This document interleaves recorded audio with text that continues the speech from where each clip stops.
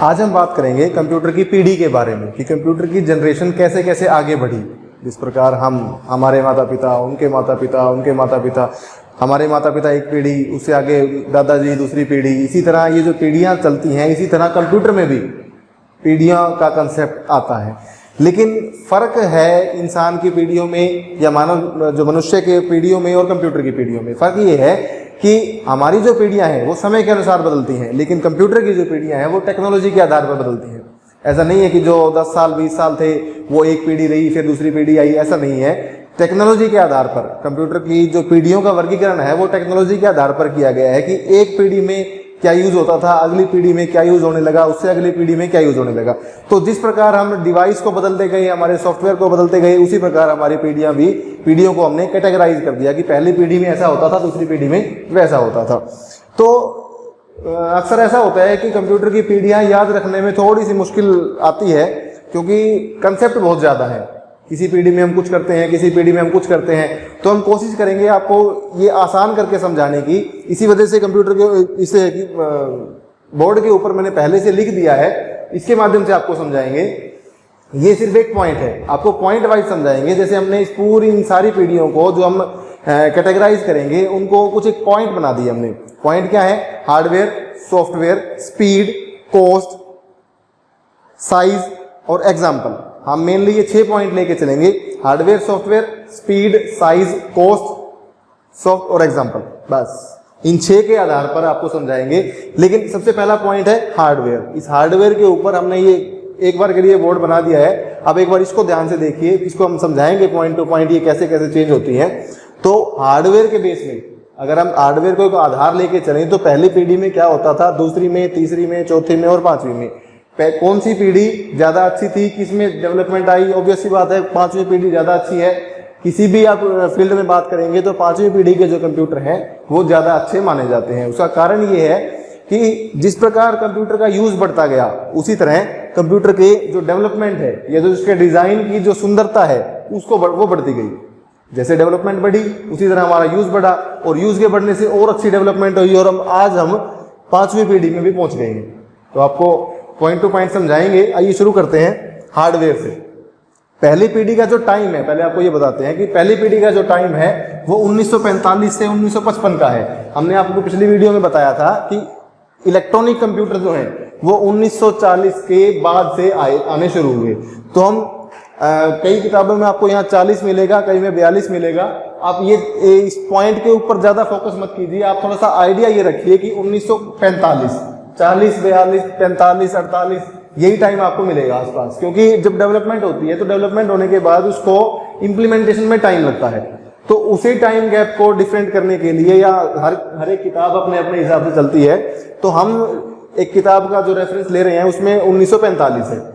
तो समझने के लिए हम क्या करते हैं कि इनका जो गैप है वो हम 10 रख लेते हैं, 10 साल का, कि 1945 से 1955 तक पहली पीढ़ी, 1955 से 1965 दूसरी, 65 से 75 तीसरी, 75 से 90 चौथी और 1990 से अब तक 5वीं पीढ़ी मानी जाती है।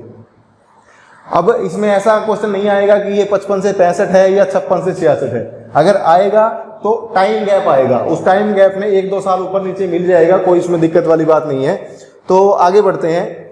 अब कंप्यूटर के जो हार्डवेयर है उस हार्डवेयर के रूप में हम क्या क्या यूज करते हैं। जैसे हमारी इनपुट डिवाइस है, आउटपुट डिवाइस है, स्टोरेज डिवाइस है और प्रोसेसिंग यूनिट है। मेनली ये 4 चीजें होती है कंप्यूटर के हार्डवेयर के रूप में: इनपुट, आउटपुट, प्रोसेसिंग और स्टोरेज। तो उसी को अगर हम आधार माने तो प्रोसेसिंग के लिए सबसे पहले जो फर्स्ट जनरेशन ऑफ कंप्यूटर थी उसमें वैक्यूम ट्यूब का यूज होता था।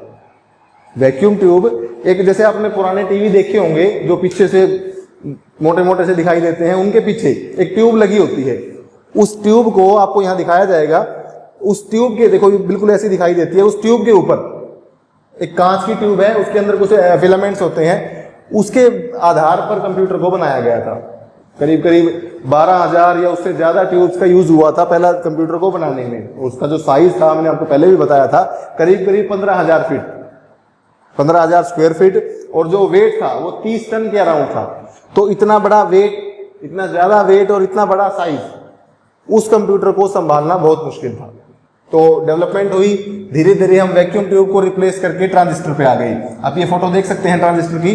तो वैक्यूम ट्यूब से जब हम ट्रांजिस्टर पे आए तो इसका जो साइज था वो कुछ छोटा हो गया, बहुत आज के कंपैरेटिव तो बहुत बड़ा था, लेकिन इस पहली पीढ़ी के कंप्यूटर के मुकाबले ये दूसरी पीढ़ी के जो कंप्यूटर थे वो आकार में छोटे हो गए, क्योंकि वैक्यूम ट्यूब की जगह हमने क्या यूज किया, ट्रांजिस्टर। अब तीसरी पीढ़ी में ट्रांजिस्टर की जगह आ गई आईसी। एक आईसी करीब करीब 3000 कंपोनेंट अपने ऊपर समेटे हुए हैं, एक छोटी सी आईसी जिसके ऊपर 3000 कंपोनेंट्स लगे हुए हैं, तो कंप्यूटर का साइज और छोटा हो गया। पहली पीढ़ी में वैक्यूम ट्यूब, दूसरी पीढ़ी में ट्रांजिस्टर, तीसरी पीढ़ी में आईसी। अब इन आईसीज को इकट्ठा करके एक प्रोसेसर के ऊपर लगाया गया, उसको नाम दिया गया माइक्रो प्रोसेसर। ये जो माइक्रो प्रोसेसर है, इस माइक्रो प्रोसेसर के ऊपर बहुत करीब 5000 से 10,000 कंपोनेंट्स लगाए गए। इन सबको इकट्ठा करके एक डिवाइस पर लगाया गया, उसको हमने नाम दिया माइक्रो प्रोसेसर का। इसी तरह जब हम और आगे बढ़े तो हम चौथी पीढ़ी में माइक्रो प्रोसेसर पे थे, पांचवी पीढ़ी पे हम पहुंच गए आर्टिफिशियल इंटेलिजेंस पे। आर्टिफिशियल इंटेलिजेंस, तो पहली पीढ़ी के जो कंप्यूटर थे वैक्यूम ट्यूब, दूसरी में ट्रांजिस्टर, तीसरी में हमने यूज किया स्मॉल स्केल इंटीग्रेशन। इंटीग्रेशन का मतलब होता है जोड़ना छोटे स्केल पे। तो जो आईसी बनी वो SSI स्मॉल स्केल इंटीग्रेशन के ऊपर बेस्ड थी। SSI small scale integration.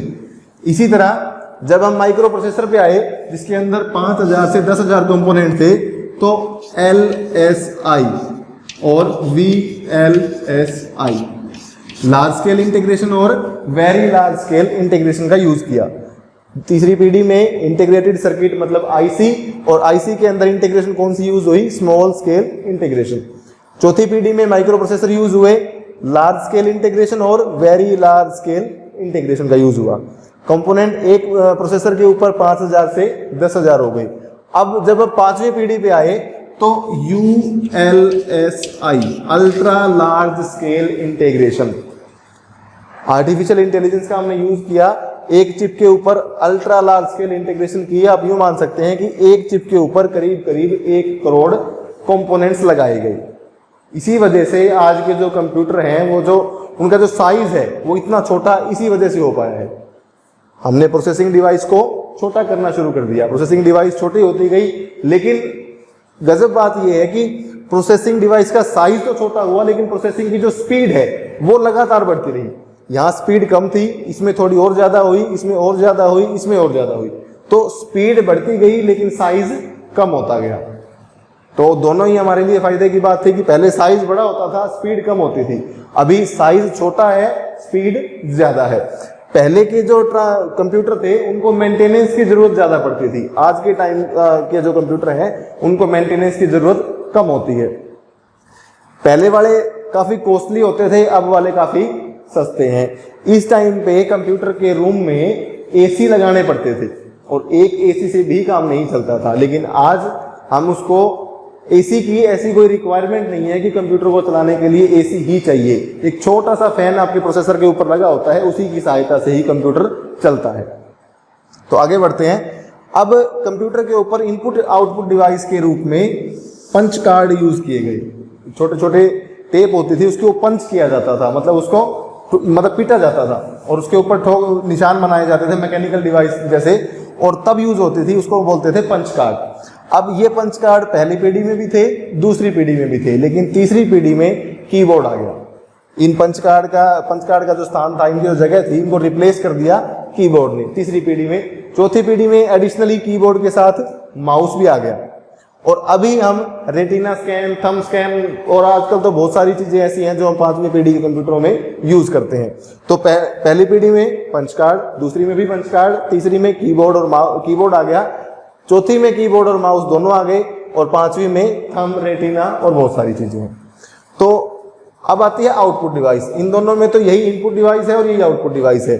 अब क्योंकि कीबोर्ड इनपुट का काम करती है, आउटपुट का काम नहीं करती, तो आउटपुट डिवाइस के रूप में मोनोक्रोम डिस्प्ले यूज किया जाने लगा। मोनो का मतलब सिंगल, क्रोम का मतलब रंग, जिसमें सिर्फ एक रंग दिखाई देता है, जैसे उनका ब्लैक एंड व्हाइट बोलते हैं। उस डिस्प्ले को तीसरी पीढ़ी के कंप्यूटर में इंट्रोड्यूस किया गया। चौथी पीढ़ी में एलसीडी और सीआरटी। एलसीडी का मतलब होता है liquid crystal display, LCD liquid crystal display, और CRT cathode ray tube, liquid crystal display और कैथोड रे ट्यूब। कौन सी जनरेशन में? चौथी जनरेशन में। इसी प्रकार जब हम पहली जनरेशन में स्टोरेज की बात करते हैं तो पहली जनरेशन में स्टोरेज के रूप में यूज हुआ मैग्नेटिक ड्रम, दूसरी में मैग्नेटिक ड्रम के साथ मैग्नेटिक टेप भी आ गई, तीसरी में मैग्नेटिक ड्रम और मैग्नेटिक टेप के साथ मैग्नेटिक डिस्क, और मैग्नेटिक डिस्क वो भी हाई कैपेसिटी की। इसके अंदर हाई कैपेसिटी की मैग्नेटिक डिस्क और मैग्नेटिक टेप आई। चौथी पीढ़ी के कंप्यूटर में सेमीकंडक्टर मेमोरी को इंट्रोड्यूस किया गया। सेमीकंडक्टर मेमोरी जो आप पेन ड्राइव यूज करते हैं, जो हार्ड डिस्क यूज करते हैं, वो आई चौथी पीढ़ी के कंप्यूटर में। उनके साथ में पहले वाली चीजें मैग्नेटिक डिस्क और मैग्नेटिक टेप तो चल ही रहे थे। पांचवी पीढ़ी के कंप्यूटर में SSD सेमीकंडक्टर मेमोरी, RAID का मतलब होता है redundant array of independent disk. Redundant मतलब लगातार, जिसकी रिडंडेंसी हो मतलब रिपीटेशन हो। एरे का मतलब एक आप लाइन के रूप में समझ सकते हैं। इंडिपेंडेंट मतलब अलग अलग, और डी मतलब डिस्क। तो अलग अलग डिस्क का रिडंडेंट एरे मतलब उनको इकट्ठा करके लगाया गया ऑफ हार्ड डिस्क। इनकी कैपेसिटी पहले वालों से काफी ज्यादा है। SSD आजकल एक काफी अच्छी डिवाइस यूज की जाती है, हमारे लैपटॉप्स में भी यूज होती है। SSD की full form solid state device, SSD को बोलते हैं सॉलिड स्टेट डिवाइस। तो इसके अंदर जो हार्ड डिस्क का जो पॉइंटर वाला कंसेप्ट है वो खत्म कर दिया गया, और डिजिटल डिस्क बोल सकते हैं इसको। डिजिटल फॉर्मेट में हम इसको यूज करते हैं हार्ड डिस्क को। तो इस प्रकार आपने देखा कि जो हार्डवेयर के रूप में, हार्डवेयर को अगर एक पॉइंट मान के चलें तो उस पॉइंट के लिए input device, output device, processing device और मेमोरी डिवाइस में पहली पीढ़ी से पांचवी पीढ़ी तक क्या क्या चेंजेस आई, अभी आपको बताएंगे सॉफ्टवेयर के बारे में। अब हम बात करते हैं जनरेशंस के बेस पे सॉफ्टवेयर की डेवलपमेंट कैसे कैसे हुई, कौन सी पीढ़ी में कौन से सॉफ्टवेयर या कौन सी लैंग्वेज यूज की जाती थी। आइए शुरू करते हैं पहली जनरेशन से।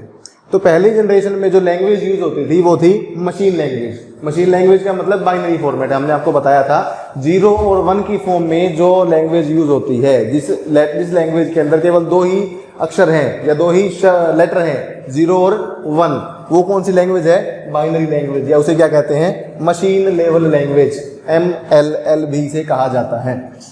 MLL machine level language. अब इसको मशीन लेवल लैंग्वेज इसलिए कहते हैं क्योंकि ह्यूमन बीइंग के लिए या किसी मानव के लिए 0 और 1 की भाषा में सब कुछ कन्वर्ट करना थोड़ा सा मुश्किल है, थोड़ा नहीं ज़्यादा मुश्किल है। अगर हम जो हमारी अभी बात हो रही है, जो हम आपको ये वीडियो दिखा रहे हैं, अगर ये सारी बातें आपको 0 और 1 के फॉर्मेट में लिखी हुई मिले तो शायद आप नहीं समझ पाएंगे। तो मशीन लेवल लैंग्वेज, क्योंकि कंप्यूटर के लिए जो पहली जनरेशन थी वो कंप्यूटर को समझाने के लिए कौन सी लैंग्वेज थी? Machine level language. आज भी कंप्यूटर के अंदर मशीन लेवल लैंग्वेज यूज होती है, लेकिन हम जो यूज करते हैं वो हम लिखते उसको हाई लेवल लैंग्वेज में है, उसे कन्वर्ट किया जाता है। कंप्यूटर रीडेबल फॉर्मेट बोलते हैं इसको, कंप्यूटर रीडेबल फॉर्मेट। और जो भाषा हमें समझ में आती है उसे बोलते हैं ह्यूमन रीडेबल फॉर्मेट, मतलब मानव के समझ में आने वाली भाषा ह्यूमन रीडेबल फॉर्मेट, और कंप्यूटर के समझ में आने वाली भाषा कंप्यूटर रीडेबल फॉर्मेट। तो मशीन लैंग्वेज यूज होती थी। साथ में single stream batch operating system. Single stream का मतलब क्या है? एक धारा, कि जो हमने कंप्यूटर को इंस्ट्रक्शन देनी है वो सारी इंस्ट्रक्शन एक ही लाइन में इकट्ठी दी जाती थी एक बैच के रूप में। वो ऑपरेटिंग सिस्टम जिसके अंदर सारी इंस्ट्रक्शन सिंगल स्ट्रीम को इकट्ठा करके दिया जाता था, मतलब लगातार एक लाइन में सारी इंस्ट्रक्शन इकट्ठा करके कंप्यूटर को दे दी जाती थी। तो वो कौन सी जनरेशन में? फर्स्ट जनरेशन में। लैंग्वेज कौन सी यूज होती है? मशीन लेवल लैंग्वेज या बाइनरी लैंग्वेज, और single stream batch operating system इसके अंदर यूज होता था। अब हम बात कर रहे हैं सेकेंड जनरेशन की। तो सेकेंड जनरेशन में assembly language I. Assembly language का मतलब ये था कि ना तो ये हाई लेवल लैंग्वेज थी ना ये लो लेवल लैंग्वेज थी। 0 और 1 से आगे निकल के हमने कुछ लिखना शुरू किया। जैसे अगर आप कंप्यूटर को 4 और 5 जोड़ने के लिए कहते हैं तो हमें लिखना होगा ADD ऐड, तो हम लिखेंगे ADD ऐड 3, आपको 4 और 5 बताया तो 4,5 ADD 4,5।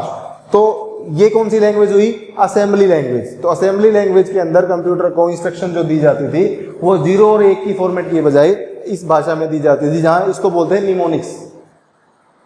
निमोनिक्स का मतलब वो कोडिंग के फॉर्म में कंप्यूटर को समझाया जाने लगा। अब कंप्यूटर के अंदर जो ऑपरेटिंग सिस्टम था वो मल्टी प्रोग्रामिंग था। पहले वाले में single stream batch operating system, मतलब लगातार सीक्वेंस की एक लाइन, इंस्ट्रक्शंस की एक लाइन, उसको बोलते थे single stream batch operating system. उसके बाद जब डेवलपमेंट हुई तो उसके बाद हमने मल्टीपल स्ट्रीम्स लगा दी, तो उसे बोलते हैं मल्टी प्रोग्रामिंग ऑपरेटिंग सिस्टम। वो ऑपरेटिंग सिस्टम जिसके अंदर मल्टीपल प्रोग्राम्स एक साथ एग्जीक्यूट किए जा सकते थे। उसके बाद आई थर्ड जनरेशन में असेंबली लैंग्वेज से हम और आगे बढ़े और आई हमारी हाई लेवल लैंग्वेज।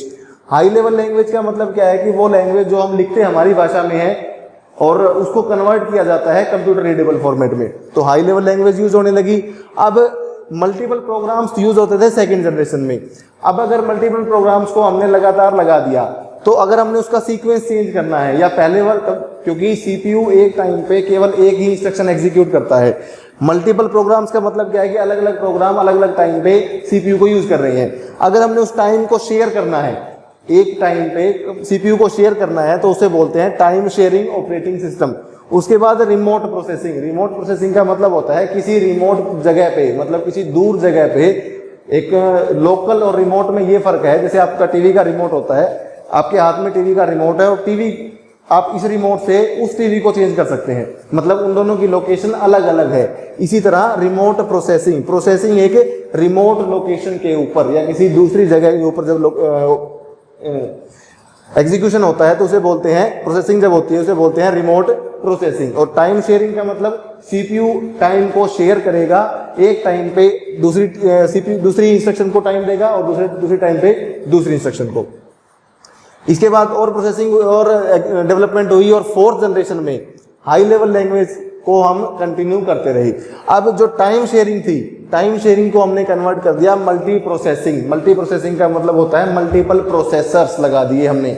पहले हमारे पास सिर्फ एक सीक्वेंस था, फिर हमने सीक्वेंस बढ़ाए। अब सीक्वेंस बढ़ाने से किसी एक सीक्वेंस को टाइम नहीं मिल रहा, इसलिए टाइम शेयर किया। अब टाइम शेयर करने के बाद भी अगर इंस्ट्रक्शन ज्यादा है तो हमें क्या करना पड़ेगा, ज्यादा प्रोसेसर लगाने पड़ेंगे। जैसे अगर आप घर में कोई मजदूर लगाते हैं या कोई और काम करते हैं, तो उस काम के लिए अगर काम थोड़ा है तो आप एक लाइन में इंस्ट्रक्शन को एग्जीक्यूट करते रहोगे। अगर आपको थोड़ा सा काम करना है तो आप सिंगल स्ट्रीम में यूज करोगे। अगर काम बढ़ता है तो आप 2 लाइनें लगाओगे और 2 या 3 या 4 लाइन लगाएंगे। लेकिन अगर फिर भी काम नहीं हो रहा तो हम क्या करेंगे, टाइम शेयर करेंगे, कभी उस वाले इंस्ट्रक्शन के साथ कभी दूसरे वाले के साथ।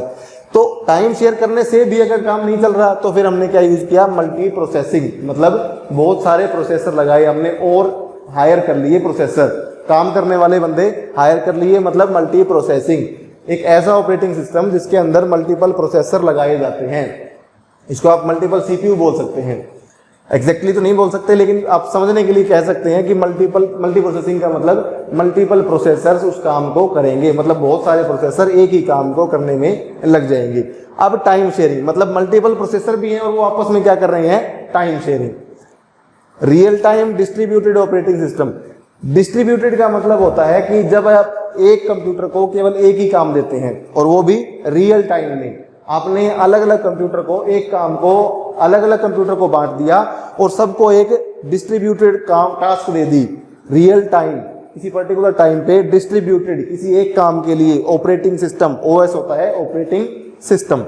हम और आगे बढ़े, उसके बाद हम आगे हाई लेवल लैंग्वेज में हमने प्रोलॉग यूज की। प्रोलॉग का मतलब फुल फॉर्म होती है प्रोग्रामिंग लॉजिक, प्रोलॉग का मतलब प्रोग्रामिंग लॉजिक। इसी तरह जावा, .NET, रोबोटिक्स, न्यूरल नेटवर्क, ये सारी चीजें हम यूज करने लगे 5वीं जनरेशन में। अब इन जनरेशंस के हम कुछ एक उदाहरण को देखते हैं कि एग्जांपल्स कौन कौन से हैं। पहली पीढ़ी में हमने यूज किया ENIAC, इसकी फुल फॉर्म होती है electronic numerical integrator and calculator, electronic numerical integrator and calculator. उसके बाद दूसरा एग्जांपल है इसका EDVAC, electronic discrete variable automatic computer, electronic discrete variable automatic computer. एक और एग्जांपल है इसका IBM 701। तो ENIAC, EDVAC और IBM 701 ये पहली जनरेशन के उदाहरण है। इसी तरह दूसरी जनरेशन में आया UNIVAC, UNIVAC, universal accumulator. Second generation में आया UNIVAC। थर्ड जनरेशन में आया IBM 360 और PDP। PDP का मतलब होता है personal data processor, PDP personal data processor. अब ये इसको नाम दिया गया PDP-1 और जब फोर्थ जनरेशन आई तो इसको हमने चेंज कर दिया, एक और नया इसका मॉडिफाइड वर्जन आया PDP-2 पर्सनल डेटा प्रोसेसर 2। और साथ में जो पहला माइक्रो प्रोसेसर था वो था इंटेल 4004, इंटेल 4004। कौन सी जनरेशन में आया? फोर्थ जनरेशन में। और फोर्थ जनरेशन में हम क्या यूज करते थे? Micro processor. तो पहला माइक्रो प्रोसेसर कौन सा था? इंटेल 4004। पांचवी जनरेशन में हमने परम नाम का एक सुपर कंप्यूटर बनाया। परम एक सुपर कंप्यूटर है जो सीडेक ने बनाया है, इंडिया के शायद पुणे में बनाया गया है। तो परम एक सुपर कंप्यूटर है जो कौन सी जनरेशन का एग्जाम्पल है? फिफ्थ जनरेशन का। अभी हमने दो चीजें सीखी हैं, हार्डवेयर के बेस पे और सॉफ्टवेयर के बेस पे। अभी हम चलेंगे स्पीड, साइज और कॉस्ट। अभी तक हमने सीखा हार्डवेयर, सॉफ्टवेयर और एग्जाम्पल। अभी हम सीखेंगे स्पीड, साइज और कॉस्ट के बेस पे कैसे इन पांचों जनरेशन में धीरे धीरे डिफरेंस आता गया। उससे पहले हम आपको एक बात बता दें कि इससे पहले हमने आपको बोर्ड के ऊपर एक स्क्रीन दिखाई थी जिसके अंदर आप हार्डवेयर के बेस पे सारे कंपैरिजन शो किए गए थे। आप स्क्रीन को पॉज करके, यूट्यूब वीडियो को पॉज करके आप नोट डाउन कर सकते हैं। इसी तरह एग्जाम्पल वाली और ये सॉफ्टवेयर वाली जो स्क्रीन है इसको भी आप पॉज करके नोट डाउन आपकी कॉपी में कर सकते हैं। आगे बढ़ते हैं, स्पीड, साइज और कॉस्ट। तो हमने आपको बताया कि पहली पीढ़ी के जो कंप्यूटर थे उनका साइज बड़ा था, साइज बड़ा था तो उनकी कॉस्ट ज्यादा थी। पहले कॉस्ट ज्यादा थी, धीरे धीरे वो कॉस्ट अब कम होती गई। इसी तरह स्पीड, स्पीड पहले कम थी लेकिन अब स्पीड बढ़ती गई। उसी तरह साइज, स्पीड और कॉस्ट। साइज जो था वो पहले वाला बड़ा था, कॉस्ट भी पहले ज्यादा थी और स्पीड कम थी। तो इस तरह हम धीरे धीरे स्पीड को बढ़ाने में कामयाब हुए, साइज को छोटा करने में कामयाब हुए और कॉस्ट को भी कम करने में कामयाब हुए। अभी आजकल जो लैपटॉप और जो कंप्यूटर आप यूज करते हैं आपके घरों में उसे बोलते हैं पर्सनल कंप्यूटर, पीसी। पीसी का मतलब होता है पर्सनल कंप्यूटर। आप लैपटॉप यूज करते हैं या डेस्कटॉप यूज करते हैं। डेस्कटॉप का मतलब क्या होता है? डेस्क का मतलब एक टेबल, टेबल के ऊपर, टॉप का मतलब ऊपर। तो जब किसी टेबल के ऊपर कंप्यूटर को रखा जाता है तो उसे बोलते हैं डेस्कटॉप कंप्यूटर। इसी तरह लैपटॉप, लैप का मतलब होता है गोद, लैप, LAP लैप। तो लैपटॉप, जब हम गोद में अब कोई कंप्यूटर रख के चला सकते हैं तो उसे बोलते हैं लैपटॉप कंप्यूटर। तो लैपटॉप और डेस्कटॉप में जो बेसिक डिफरेंस है वो ये कि लैपटॉप के अंदर आपकी बैटरी है, तो बैटरी होने की वजह से आपको पावर सप्लाई के नज़दीक रहने की ज़रूरत नहीं है कि आपको प्लग इन करना पड़ेगा तभी आप चला सकते हो। उसका जो बैटरी का जो बैकअप है 8 घंटे, 10 घंटे, 12 घंटे जो भी है, तो तब तक आप उसको बिना लाइट में प्लग इन किए भी चला सकते हैं। तो एक तो बैटरी बैकअप और उसी वजह से दूसरा जो डिफरेंस है वो है पोर्टेबिलिटी, मतलब एक जगह से दूसरी जगह ले जाने की क्षमता। जैसे आपके मोबाइल फोन है और आपके लैंडलाइन फोन हुआ करते थे पहले। तो लैंडलाइन फोन की दिक्कत क्या थी कि जब तक तार कनेक्शन लगा हुआ है, फिजिकल कनेक्टेड है, तभी हम उसको यूज कर सकते हैं। अगर हमने उसकी तार हटा दी तो वो काम नहीं करेगा। लेकिन मोबाइल के साथ ऐसा नहीं है। मोबाइल के अंदर इस तरह की तार जैसी कोई मैंडेटरी रिक्वायरमेंट नहीं है कि हमें किसी प्लग में उसको लगाना पड़ेगा, ये तभी चलेगा। आप इसको कहीं भी लेके जा सकते हैं और इस फीचर को कहा जाता है पोर्टेबिलिटी, PORTABLITY, पोर्टेबिलिटी। तो अभी आपने सीखा हार्डवेयर के बेस पे डिफरेंस, सॉफ्टवेयर के बेस पे, एग्जाम्पल के बेस पे, स्पीड, साइज, कॉस्ट। तो 6 चीजें हमने आपको बताई थी कि इस जनरेशन ऑफ कंप्यूटर को समझने के लिए हम कैटेगराइजेशन करेंगे, वो हमने आपको समझाया। आशा करते हैं कि आपको अच्छे से समझ में आया होगा। शुक्रिया।